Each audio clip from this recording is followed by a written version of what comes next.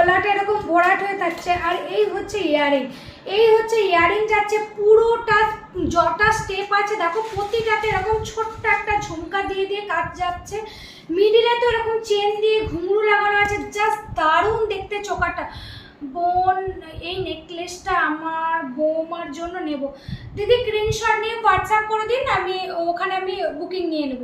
আচ্ছা এই হচ্ছে ডিজাইনটা, জাস্ট দারুণ দেখতে, ইয়ারিং দিয়ে দেখো জাস্ট দারুণ দেখতে। প্রাইস যাচ্ছে অনলি 2050, প্রাইস যাচ্ছে অনলি 2050। একদম যারা লাইট ওয়েট খুঁজছো, হালকার মধ্যে কিছু গোলা ভরাট করা পরবো, তাদের জন্য এই চোকারটা।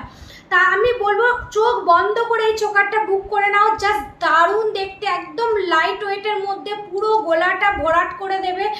আর একটা খালি লং পরবে পুরো হয়ে যাবে, বিয়ের সাজ পুরো হয়ে যাবে। আর যারা ভাবছে আমি বিয়ে বাড়িতে শুধু একটা সিম্পল পরবো, শুধু এটা